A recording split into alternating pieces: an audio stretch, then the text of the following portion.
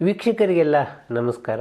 ನಾನು ಕಳೆದ ಸಂಚಿಕೆಯಲ್ಲಿ ಹೇಳಿದಾಗೆ ಕನ್ನಡದ ಬಹಳ ವಿಶಿಷ್ಟ ನಿರ್ದೇಶಕರೊಬ್ಬರ ಜೀವನ ಯಾನವನ್ನು ನಾನು ಈ ಸಂಚಿಕೆಯಿಂದ ಆರಂಭಿಸ್ತಾ ಇದ್ದೀನಿ. ಇವರನ್ನು ನಾನು ನೇರವಾಗಿ ನೋಡಿಲ್ಲ, ಇವ್ರ ಬಗ್ಗೆ ಸಾಕಷ್ಟು ಕಥೆಗಳನ್ನು ಕೇಳಿದ್ದೀನಿ. ಇವ್ರ ಜೊತೆ ಕೆಲಸ ಮಾಡಿದ ಅನೇಕರು ನನಗೆ ಪರಿಚಿತರಾಗಿರೋದ್ರಿಂದ ಬಹಳ ಇವರ ವ್ಯಕ್ತಿತ್ವದ ಬೇರೆ ಬೇರೆ ರೂಪಗಳನ್ನು ನಾನು ಕೇಳಿದ್ದೀನಿ. ಹಾಗಾಗಿ ನಾನು ಕೇಳಿದ ಕಥೆಯನ್ನು ಮುಂದಿನ ಸಂಚಿಕೆಗಳಲ್ಲಿ ನಿಮಗೆ ಹೇಳ್ತಾ ಹೋಗ್ತೇನೆ. ಕನ್ನಡದ ಮೊದಲ ವಾಕ್ಚಿತ್ರ ಸತಿ ಸುಲೋಚನವನ್ನು ನಿರ್ದೇಶನ ಮಾಡಿದ ವೈ.ವಿ. ರಾವ್ ಅವರು ತೆಲುಗಿನವರು, ತಮಿಳು ಚಿತ್ರರಂಗದಲ್ಲಿ ಕೂಡ ಕೆಲಸ ಮಾಡಿದವರಂಥವ್ರು. ನಿಮ್ಗೆ ಆಶ್ಚರ್ಯ ಆಗ್ಬೋದು, ಅದೇ ತೆಲುಗಿನ ಮೊದಲ ವಾಕ್ಚಿತ್ರವನ್ನು ನಿರ್ದೇಶನ ಮಾಡಿದವರು ಕನ್ನಡದವರು. ಅವರು ಹನುಮಪ್ಪ ಮುನಿಯಪ್ಪ ರೆಡ್ಡಿ, ಎಚ್.ಎಂ. ರೆಡ್ಡಿ ಅಂತ ಹೇಳಿ ಬೆಂಗಳೂರಿನ ಯಲಹಂಕದಲ್ಲಿ ಇದ್ದಂಥವರು. ಇಲ್ಲೇ ಅನೇಕ ವರ್ಷಗಳ ಕಾಲ ಇದ್ದು ಚಿತ್ರರಂಗದ ಬೇರೆ ಬೇರೆಯ ಹಂತಗಳಲ್ಲಿ ಕೆಲಸ ಮಾಡಿ ಪೂನಾಕ್ಕೆ ಹೋಗಿ ಪೂನೆಯ ಹೆಣ್ಣು ಮಗಳನ್ನೇ ಮದುವೆಯಾಗಿ ಅಲ್ಲಿಯೇ ತಮ್ಮ ನೆಲೆಯನ್ನು ಕಂಡುಕೊಳ್ಳುವಂಥವರು ಪ್ರಯತ್ನವನ್ನು ಮಾಡಿದವರಿಗೆ ಬಹಳ ವಿಶಿಷ್ಟವಾಗಿ ತೆಲುಗು ಚಿತ್ರರಂಗದಲ್ಲಿ ಅವಕಾಶ ಸಿಕ್ತು. ತೆಲುಗು ಮತ್ತು ತಮಿಳು ಎರಡೂ ಭಾಷೆಯಲ್ಲಿ ಏಕಕಾಲಕ್ಕೆ ಚಿತ್ರೀಕರಣಗೊಂಡ 1931 ಕಾಳಿದಾಸ ನಿರ್ದೇಶನದ ಮೂಲಕ ಅವರು ಚಿತ್ರರಂಗಕ್ಕೆ ಬಂದರು. ಭಾರತದ ಮೊದಲ ಬಹುಭಾಷಾ ನಿರ್ದೇಶಕ ಅಂತ ಎಚ್.ಎಂ. ರೆಡ್ಡಿಯವರನ್ನು ಕರೀತಾರೆ. ಇದಾದ ಮೇಲೆ ಅವರು ಸಂಪೂರ್ಣ ತೆಲುಗಿನಲ್ಲೇ ಚಿತ್ರೀಕರಣಗೊಂಡ ಭಕ್ತ ಪ್ರಹ್ಲಾದ ಸಿನಿಮಾದ ನಿರ್ದೇಶಕರಾದರು. ಇಲ್ಲಿಂದ ತೆಲುಗು ಚಿತ್ರರಂಗದ ಯಾನ ಕೂಡ ಶುರುವಾಯಿತು. ಎಚ್.ಎಂ. ರೆಡ್ಡಿಯವರು ನಿರ್ಮಾಣ ಮಾಡಿದ ಒದ್ದಂಟೆ ಡಬ್ಬು ಸಿನಿಮಾ ತೆಲುಗು ಚಿತ್ರರಂಗದಲ್ಲಿ ಒಂದು ವಿಶೇಷವಾದ ದಾಖಲೆಯನ್ನು ನಿರ್ಮಾಣ ಮಾಡಿತು. ಈ ಸಿನಿಮಾದ ದಾಖಲೆ ಮುರಿಯೋದಕ್ಕೆ ಎಷ್ಟೋ ವರ್ಷಗಳೇ ಬೇಕಾಯಿತು, ಅಷ್ಟು ದೊಡ್ಡ ಯಶಸ್ವಿ ಸಿನಿಮಾ ಅಂತ ಅನ್ನಿಸ್ಕೊಳ್ತು. ಗೃಹಲಕ್ಷ್ಮಿ ಅವರ ಇನ್ನೊಂದು ಬಹಳ ಮುಖ್ಯವಾದಂಥ ಸಿನಿಮಾ. 18 ಸಿನಿಮಾಗಳನ್ನು ಅವರು ತೆಲುಗಿನಲ್ಲಿ ನಿರ್ದೇಶನ ಮಾಡಿ ತೆಲುಗು ಚಿತ್ರರಂಗಕ್ಕೆ ಒಂದು ಆಕಾರವನ್ನು ಕೊಟ್ಟರು. ವೈ.ಆರ್. ಸ್ವಾಮಿ ಅವರ ಮಗ, ನಾನು ಹೇಳ್ತಕ್ಕಂತಹ ಕಥೆಯ ನಾಯಕ ವೈ.ಆರ್. ಸ್ವಾಮಿ. ವೈ.ಆರ್. ಸ್ವಾಮಿಯವರು ಪುಣೆಯಲ್ಲಿ ತಮ್ಮ ಸ್ನಾತಕೋತ್ತರ ಪದವಿಯನ್ನು ಪಡೆದು ಬೇರೆ ವೃತ್ತಿಯಲ್ಲಿ ತೊಡಕೊಂಡಿದ್ದರು. ಎಚ್.ಎಂ. ರೆಡ್ಡಿಯವರು ಒಂದು ಕಡೆ ಮೈಸೂರು ಮೂವಿ ಟೋನನ್ನು ಮಾಡಿದರು, ರೋಹಿಣಿ ಸ್ಟುಡಿಯೋಸ್ ಮಾಡಿದರು, ರೋಹಿಣಿ ಪಿಕ್ಚರ್ಸ್ ಮಾಡಿದರು. ಈ ಥರದಲ್ಲಿ ಅವರು ತಮಿಳು ಮತ್ತು ತೆಲುಗು ಚಿತ್ರರಂಗದಲ್ಲಿ ಸಾಕಷ್ಟು ಯಶಸ್ವಿಯಾಗಿ ಮುಂದುವರಿತಾ ಇದ್ದರು. ವೈ.ಆರ್. ಸ್ವಾಮಿಯವರ ಮಡದಿ ಹೀರಾಬಾಯಿ. ವೈ.ಆರ್. ಸ್ವಾಮಿಯವರ ಕಥೆಯನ್ನು ಬಹುಶಃ ಹೀಗೆ ಶುರು ಮಾಡ್ಬೋದೇನೋ. ಯಾರಾದರೂ ಕರ್ನಾಟಕದಿಂದ ಚಿತ್ರರಂಗದ ಆಸೆಯನ್ನು ಇಟ್ಟುಕೊಂಡು ಮದ್ರಾಸ್ಗೆ ಹೋದರೆ 3 ಜಾಗವನ್ನು ಎಲ್ಲರೂ ಹೇಳೋರು. ಒಂದು ಪಂಡ್ರಿಬಾಯಿಯವರ ಮನೆ, ಪಾಂಡುರಂಗ ದೇವಸ್ಥಾನ. ಇನ್ನೊಂದು ಕಮೆಡಿಯನ್ ಗುಗ್ಗು ಅವರ ಗುಗ್ಗು ಮಹಲ್ಲು. 3ನೇದು ಮಹಾಲಿಂಗಪುರದಲ್ಲಿದ್ದಂತಹ ವೈ.ಆರ್. ಸ್ವಾಮಿಯವರ ಮನೆ. ಕರ್ನಾಟಕದಿಂದ ಯಾರೇ ಅವಕಾಶಗಳನ್ನು ಹುಡುಕಿಕೊಂಡು ಬರಲಿ, ವೈ.ಆರ್. ಸ್ವಾಮಿಯವರ ಮಹಾಲಿಂಗಪುರದ ಮನೆ ತೆರೆದ ಬಾಗಿಲಾಗಿರ್ತಿತ್ತು. ಅದನ್ನು ಆರ್. ಎನ್. ಜಯಗೋಪಾಲ್ ತುಂಬ ಚೆನ್ನಾಗಿ ವರ್ಣಿಸ್ತಾ ಇದ್ರು. ಅವ್ರ ಮನೆ ಹೇಗಿರ್ತಿತ್ತು ಅಂತಂದರೆ, ಪ್ರತಿದಿನ ಬೆಳಿಗ್ಗೆ 8:30ಗೆ 4 ವೆರೈಟಿ ತಿಂಡಿಗಳು ಸಿದ್ಧವಾಗಿರೋದು. ಇಡ್ಲಿ, ದೋಸೆ, ಪೊಂಗಲ್ಲು, ಇನ್ನೊಂದೇನಾದರೂ ಒಂದು ರೈಸ್ ಐಟಮ್. 4 ತಿಂಡಿಗಳಂತೂ ಇದ್ದೇ ಇರೋದು. ಯಾರು ಬರಬಾರ್ದು ಅಂತಿಲ್ಲ, ಪ್ರತಿಯೊಬ್ಬರಿಗೂ ಅದು ತೆರೆದ ಬಾಗಿಲು, ಯಾರೇ ಬೇಕಾದರೂ ಬರ್ಬೋದು. ಬಡಿಸೋರು ಯಾರೂ ಇರ್ತಿರಲಿಲ್ಲ, ತಿಂಡಿ ರೆಡಿ ಮಾಡಿಟ್ಟಿರೋರು, ಅವ್ರು ಬೇಕಾದಷ್ಟು ಹಾಕ್ಕೊಂಡು ತಿನ್ನಬಹುದು. ಅಲ್ಲೊಂದು ಡಬ್ಬಿ ಇಟ್ಟಿರೋರು ಬಾಗಿಲಲ್ಲಿ, ನಿಮಗೆ ಹಾಕಬೇಕು ಅನಿಸಿದ್ರೆ ದುಡ್ಡು ಹಾಕ್ಬೋದು, ಹಾಕುವ ಶಕ್ತಿ ಇಲ್ಲಿದ್ದಂಥವ್ರು ಹಾಗೆ ಹೋಗ್ಬೋದು. ಹೀಗೆ ಭಾಳಷ್ಟು ಜನ ಕನ್ನಡದವರು, ಸಿನಿಮಾ ಅಲ್ಲದೇ ಇದ್ದವರು ಕೂಡ ಇಲ್ಲಿಗೆ ಬರೋರು. ಮಧ್ಯಾಹ್ನ 11:30ಗೆ ಊಟ ಅಲ್ಲಿ ಸಿದ್ಧ ಆಗೋದು. ಅನ್ನ, ಹುಳಿ, ಸಾರು, ಪಲ್ಯ, ಹಪ್ಪಳ, ಇದರ ಜೊತೆಗೆ ಒಂದು ಬಟ್ಲು ಮೊಸರು, ಯಾವುದಾದ್ರೂ ಒಂದು ಸ್ವೀಟು. ಇದು 1 ದಿನ 2 ದಿನದ ಕಥೆ ಅಲ್ಲ, ಹಲವಾರು ವರ್ಷಗಳ ಕಾಲ ವೈ.ಆರ್. ಸ್ವಾಮಿಯವರು ಅದನ್ನು ನಡೆಸ್ಕೊಂಡು ಬಂದರು. ಅದಕ್ಕೆ ಅವ್ರ ಮನೆಯನ್ನು ಧರ್ಮಛತ್ರ ಅಂತ ಕರೆಯೋರು. ವೈ.ಆರ್. ಸ್ವಾಮಿಯವರನ್ನು ಚಿತ್ರರಂಗಕ್ಕೆ ಒಂದು ವಿಶಿಷ್ಟ ಸನ್ನಿವೇಶದಲ್ಲಿ ಎಚ್.ಎಂ. ರೆಡ್ಡಿಯವರು ತರ್ತಾರೆ. ಅವರು ತಮಿಳು, ತೆಲುಗು, ಹಿಂದಿ ಚಿತ್ರಗಳನ್ನು ನಿರ್ದೇಶನ ಮಾಡಿರ್ತಾರೆ. ಅವರ ರೋಹಿಣಿ ಪಿಕ್ಚರ್ಸ್ನಿಂದ ಕನ್ನಡದಲ್ಲಿ ಒಂದು ಸಿನಿಮಾ ಮಾಡೋಣ. ಅನೇಕ ಸಿನಿಮಾಗಳಿಗೆ ವೈ ಆರ್ ಸ್ವಾಮಿಯವರು ತಂದೆಯ ಜೊತೆಗೆ ಕೈ ಜೋಡಿಸಿರ್ತಾರೆ. ರೇಣುಕಾ ಮಹಾತ್ಮೆಯನ್ನು ಕನ್ನಡದಲ್ಲಿ ಮಾಡಿ, ತೆಲುಗಲ್ಲಿ ರೇಣುಕಾ ಮಹಾತ್ಮೆ ಆಗಲೇ ಸಾಕಷ್ಟು ಪ್ರಸಿದ್ಧವಾಗಿರುತ್ತೆ, ಕನ್ನಡದಲ್ಲಿ ಮಾಡೋಣ.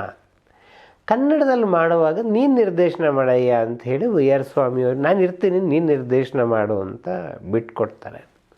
ಆರ್ ನಾಗೇಂದ್ರ ರಾಯರು, ಪಂಡ್ರಿಬಾಯಿ, ನರಸಿಂಹರಾಜು, ಕಮಿಡಿಯನ್ ಗುಗ್ಗು, ರಾಮಚಂದ್ರ ಶಾಸ್ತ್ರಿ, ಅನೇಕ ಪ್ರಮುಖ ಕಲಾವಿದರು, ಹುಣಸೂರು ಕೃಷ್ಣಮೂರ್ತಿಗಳು ಇದರ ಕಥೆ ಚಿತ್ರಕಥೆ. ದಕ್ಷಿಣ ಭಾರತದ ಚಿತ್ರರಂಗದ ಮೇರು ಸಂಗೀತ ನಿರ್ದೇಶಕ ಎಚ್ ಆರ್ ಪದ್ಮನಾಭ ಶಾಸ್ತ್ರಿಗಳು ಇದರ ಸಂಗೀತ ನಿರ್ದೇಶಕರು. ರೇಣುಕಾ ಮಹಾತ್ಮೆ ಕಥೆ ನಿಮಗೆಲ್ಲ ಗೊತ್ತೇ ಇದೆ. ಜಮದಗ್ನಿಯ ಕೋಪದಿಂದ ಪರಶುರಾಮ ತನ್ನ ತಾಯಿಯ ತಲೆಯನ್ನೇ ಕಡಿದು ಮತ್ತೆ ಅವಳನ್ನು ಬದುಕಿಸ್ಕೊಳ್ಳುವಂತಹ ಕಥೆ ಇದು. ಇದನ್ನು ಬಹಳ ಸುಂದರವಾಗಿ ಸಿನಿಮಾವನ್ನು ವೈ ಆರ್ ಸ್ವಾಮಿಯವರು ರೂಪಿಸ್ತಾರೆ. ಮತ್ತು ಅದು ಒಂದು ರೀತಿಯಲ್ಲಿ ತೆಲುಗು ಮತ್ತು ತಮಿಳಿನಲ್ಲಿ ಆಗ ಭಕ್ತಿ ಪ್ರಧಾನ ಸಿನಿಮಾಗಳ ಯಶಸ್ವಿ ಯುಗ ನಡೀತಾ ಇತ್ತು. ಅನೇಕ ಸಿನಿಮಾಗಳು ಪೌರಾಣಿಕ ಬರ್ತಾಯಿದ್ದ ಕಾಲ. ಕನ್ನಡದಲ್ಲಿ ಇಂಥದ್ದೊಂದು ಪೌರಾಣಿಕ ಮಾಡಬೇಕು ಅಂತ ಹೇಳಿ ಎಚ್ ಎಮ್ ರೆಡ್ಡಿಯವ್ರಿಗಿದ್ದ ಆಸೆ ಇದು ಬಹಳ ದೊಡ್ಡ ಯಶಸ್ಸನ್ನು ಕಾಣುತ್ತೆ. ಅಲ್ಲಿಂದ ಮುಂದಕ್ಕೆ ವೈ ಆರ್ ಸ್ವಾಮಿಯವರು ಹಿಂತಿರುಗಿ ನೋಡಬೇಕಾದ ಅವಶ್ಯಕತೆಯೇ ಇಲ್ಲ. ಕನ್ನಡದ ಪ್ರಮುಖ ನಿರ್ದೇಶಕರಾಗಿ ಮುಂದುವರ್ಕೊಂಡು ಬರ್ತಾರೆ. ಆಮೇಲೆ ಅನೇಕ ಪೌರಾಣಿಕ ಸಿನಿಮಾಗಳಿಗೆ ಕೂಡ ಇದೊಂಥರ ನಾಂದಿ ಹಾಡುತ್ತೆ. ಅಂದರೆ ತೆಲುಗು ತಮಿಳಲ್ಲಿ ಮಾತ್ರ ಅಲ್ಲ, ಕನ್ನಡದಲ್ಲಿ ಕೂಡ ಪೌರಾಣಿಕ ಸಿನಿಮಾಗಳನ್ನು ಮಾಡಬಹುದು ಅಂಥೇಳಿ. ಆದರೆ ವೈ ಆರ್ ಸ್ವಾಮಿಯವರನ್ನು ನಾವು ಬಹಳ ನೆನಪು ಮಾಡಿಕೊಳ್ಳುವಂಥ ಸಿನಿಮಾ ಭಕ್ತ ಕನಕದಾಸ. ಭಕ್ತ ಕನಕದಾಸ ಒಂದು ರೀತಿಯಲ್ಲಿ ಕನ್ನಡ ಚಿತ್ರರಂಗದ ದಾರಿಯನ್ನೇ ಬದಲಾಯಿಸಿದಂಥ ಸಿನಿಮಾ ಅದು. ಈ ಭಕ್ತ ಕನಕದಾಸ ಹುಟ್ಟಿದ ಕತೆ ಕೂಡ ಬಹಳ ವಿಶಿಷ್ಟವಾಗಿದೆ. ನಾನು ಆಗ ಹೇಳಿದೆ, ಎಚ್ ಎಮ್ ರೆಡ್ಡಿಯವರ ಪರಂಪರೆಯನ್ನು ಮುಂದುವರಿಸ್ಕೊಂಡು ವೈ ಆರ್ ಸ್ವಾಮಿಯವರ ಮಹಾಲಿಂಗಪುರದ ಮನೆ ಒಂದು ಧರ್ಮಛತ್ರದ ಥರ ಇತ್ತು ಅಂತ. ಈ ಧರ್ಮಛತ್ರಕ್ಕೆ ಬರ್ತಾ ಇದ್ದವರಲ್ಲಿ ಎಸ್ ಕೆ ಕರೀಂ ಖಾನ್ ಕೂಡ ಒಂದು ಸಲ ಕರೀಂ ಖಾನ್ ಅವರು ವೈ ಆರ್ ಸ್ವಾಮಿಯವ್ರ ಜೊತೆಗೆ ಮಾತಾಡ್ತಾ ಇರುವಾಗ ಆಗ ಉಡುಪಿ ಪರ್ಯಾಯೋತ್ಸವ ನಡೀತಾ ಇರುತ್ತೆ. ಉಡುಪಿ ವಾದಿರಾಜರು, ಶ್ರೀಕೃಷ್ಣ ಈ ಎಲ್ಲ ಪರಂಪರೆಯನ್ನು ಮಾತನಾಡುವಾಗ ಕರೀಂ ಖಾನ್ರು ಸಹಜವಾಗಿ ಹೇಳ್ತಾರೆ, ನೋಡಿ ಕನಕನ್ನೆಲ್ಲ ಮರೆತು ಬಿಡ್ತಾರೆ, ಕನಕನ ಕಿಂಡಿ ಇದೆ ಉಡುಪಿನಲ್ಲಿ. ಸರಿ, ಕನಕದಾಸರ ಕತೆ ಹೇಳಿ. ವೈ ಆರ್ ಸ್ವಾಮಿಯವರಿಗೆ ಕರೀಂ ಖಾನ್ರು ಕನಕದಾಸನ ಕಥೆಯನ್ನು ಬಹಳ ವಿವರವಾಗಿ ಹೇಳ್ತಾರೆ. ವೈ ಆರ್ ಸ್ವಾಮಿಯವ್ರಿಗೆ ಇಷ್ಟ ಆಗುತ್ತೆ, ಇದನ್ನು ಸಿನಿಮಾ ಮಾಡ್ತೀನಿ ನಾನು. ಡಿ ಆರ್ ನಾಯ್ಡು ಅವರು ರೇಣುಕಾ ಮಹಾತ್ಮೆ ಸಿನಿಮಾವನ್ನು ನೋಡಿ ಒಂದು ಸಿನಿಮಾ ಮಾಡಿಕೊಡಿ ಅಂಥೇಳಿ ಇವ್ರ ಹತ್ರ ಬಂದಿರ್ತಾರೆ. ಸರಿ, ಅವ್ರಿಗೆ ಭಕ್ತ ಕನಕದಾಸ ಕತೆ ಹೇಳಿದಾಗ ಬಹಳ ಇಷ್ಟ ಆಗುತ್ತೆ. ಸರಿ, ಭಕ್ತ ಕನಕದಾಸ ಕತೆ ಚಿತ್ರಕಥೆಯನ್ನು ಕರೀಂ ಖಾನ್ರು ಸಿದ್ಧಪಡಿಸ್ತಾರೆ. ಅಷ್ಟೊತ್ತಿಗೆ ಡಿ ಆರ್ ನಾಯ್ಡು ಅವರು ವಾಪಸ್ ಬೆಂಗಳೂರಿಗೆ ಹೋಗ್ತಾರೆ. ಅವರ ಅಬ್ಕಾರಿ ಕಾಂಟ್ರಾಕ್ಟ್ ಆಗಿರ್ತಾರೆ ವೃತ್ತಿಯಲ್ಲಿ. ಭಾಳ ಜನರ ಹತ್ರ ಮಾತನಾಡಿದಾಗ ಎಲ್ಲರೂ, ಸಾರ್ ಕನಕದಾಸರ ಕಮ್ಯುನಿಟಿಲಿ ಜಾಸ್ತಿ ಜನ ಇದ್ದಾರೆ, ಅದು ಸಿನಿಮಾ ಓಡಲ್ಲ ಸರ್, ಮಾಡಬೇಡಿ, ಪುರಂದರದಾಸ ಅದರ ಮಾಡಿ ಅಂತೆಲ್ಲ ಹೇಳ್ತಾರೆ. ವಾಪಸ್ ಬಂದ್ಬಿಟ್ಟು ಬೇಡ ಅಂಥೇಳಿ ಅದು ನಿಂತು ಹೋಗುತ್ತೆ ಕನಕದಾಸ. ಈ ಸಂದರ್ಭದಲ್ಲಿ ಹುಣಸೂರು ಕೃಷ್ಣಮೂರ್ತಿಗಳು ಒಂದು ಸಲ ಮಾತನಾಡುವಾಗ ವೈ ಆರ್ ಸ್ವಾಮಿ ಹೇಳ್ತಾರೆ, ಹಿಂಗೆ ನಾವು ಕನಕದಾಸ ಶುರು ಮಾಡಿದ್ವಿ, ಅದು ನಿಂತೋಯ್ತು, ಒಂದು ವರ್ಷ ಹೀಗೆ ನಿಂತು ಹೋಗಿರುತ್ತೆ. ಹುಣಸೂರು ಕೃಷ್ಣಮೂರ್ತಿಗಳು ಇಲ್ಲ ಇದು ಮಾಡಬೇಕು, ನಾನು ಇದರ ನೇತೃತ್ವವನ್ನು ವಹಿಸ್ತೀನಿ ಅಂಥೇಳಿ ಡಿ ಆರ್ ನಾಯ್ಡು ಅವರಿಗೆ ಕನಕದಾಸರ ವಿಶೇಷತೆಯನ್ನು ಬಹಳ ವಿವರವಾಗಿ ಹೇಳ್ತಾರೆ. ಡಿ ಆರ್ ನಾಯ್ಡು ಅವ್ರಿಗೆ ಒಪ್ಪಿಗೆ ಆಗುತ್ತೆ. ನಂಗೆ ಸಿ ವಿ ಶಿವಶಂಕರು ಈ ಸಿನಿಮಾದಲ್ಲಿ ಪಾತ್ರ ಮಾಡಿದ್ದಾರೆ ಮತ್ತು ಅವು ಹುಣಸೂರು ಕೃಷ್ಣಮೂರ್ತಿ ಮನೆಯಲ್ಲಿದ್ದರು. ಇದನ್ನು ಬಹಳ ವಿವರವಾಗಿ ಇದನ್ನು ಹೇಳೋರು. ಹುಣಸೂರು ಕೃಷ್ಣಮೂರ್ತಿಯವ್ರಿಗೆ ಒಂದು ಸೈಕಲನ್ನು ಕೊಟ್ಟು ಸೀದಾ ವೈ ಆರ್ ಸ್ವಾಮಿಯವ್ರ ಮನೆಗೆ ಕಳಿಸ್ತಾರೆ.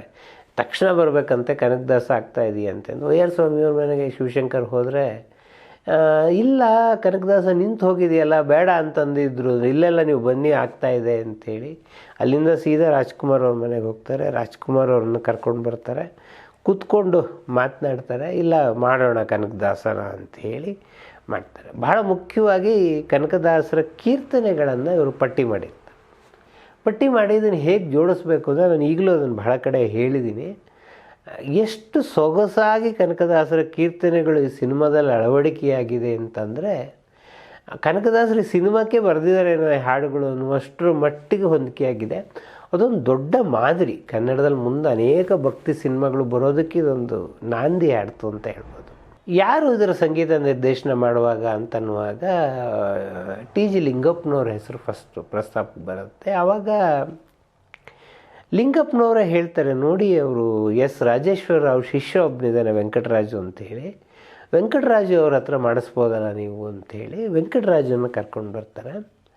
ಕನ್ನಡದಲ್ಲಿ ವೆಂಕಟರಾಜು ಅಲ್ಪಾಯು 8 ಸಿನಿಮಾ ಮಾಡಿದವರು, ಒಟ್ಟು 45ನೇ ವಯಸ್ಸಿಗೆ ನಮ್ಮನ್ನು ಅಗಲಿದ್ರು. ಆದರೆ ವೆಂಕಟರಾಜು ಎಂತೆಂಥ ಅಮೋಘ ಸಂಗೀತಗಳನ್ನು ಕೊಟ್ಟಿದ್ದಾರೆ ಅಂತಂದರೆ, ನೀವು ಭಕ್ತ ಕನಕದಾಸವನ್ನು ನೋಡಿದ್ರೆ ನಿಮಗೆ ಗೊತ್ತಾಗುತ್ತೆ. ಅಲ್ಲಿಂದ ಮುಂದಕ್ಕೆ ಅವರು 3-4 ವರ್ಷದಲ್ಲೇ ಎಂತೆಂಥ ಅಮೋಘ ಸಿನಿಮಾಗಳನ್ನು ವೆಂಕಟರಾಜು ಅವರು ಕೊಟ್ಟರು.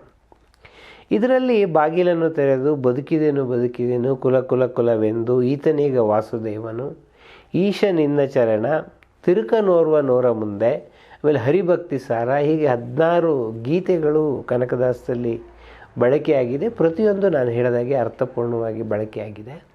ಆಮೇಲೆ ನಾವು ಇದನ್ನು ಬಹಳ ಕಡೆ ಹೇಳ್ತೀವಿ,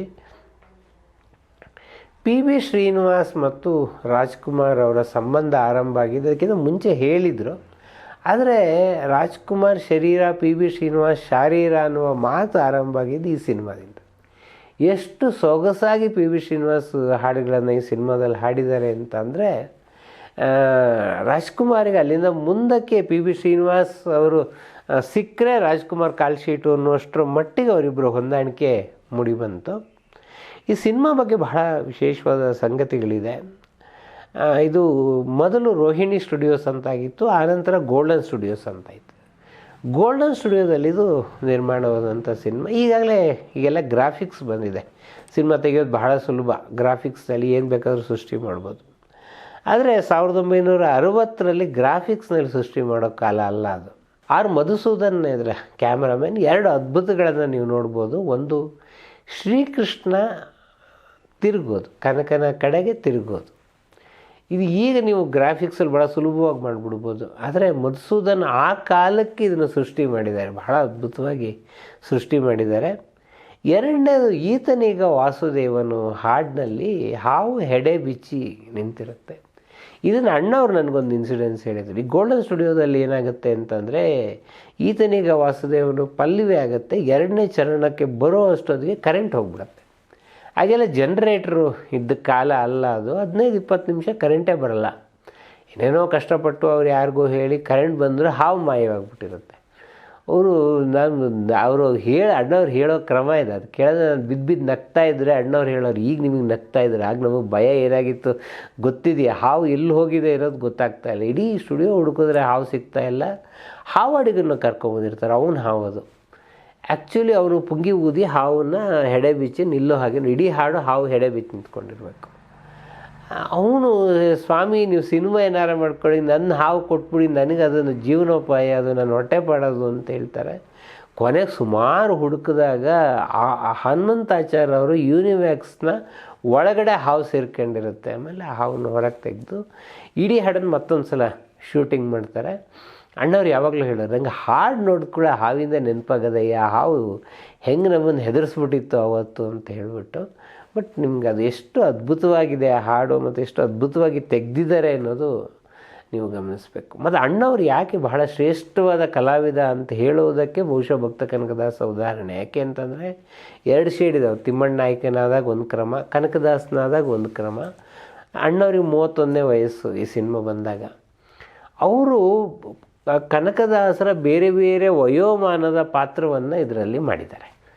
ಅಷ್ಟು ವೈವಿಧ್ಯಮಯ ವಯೋಮಾನದ ಪಾತ್ರವನ್ನು ಬಹುಶಃ ಅಣ್ಣವರಲ್ಲದೆ ಇನ್ಯಾರೂ ಮಾಡೋಕ್ಕೆ ಸಾಧ್ಯ ಆಗ್ತಾ ಇರಲಿಲ್ಲ. ಹಾಗಾಗಿ ಅದು ಅಣ್ಣವರ ಬಹಳ ಮುಖ್ಯವಾದ ಸಿನಿಮಾ ಅಂತ ಅಂದ್ಕೊಂಡಿದ್ದೀನಿ.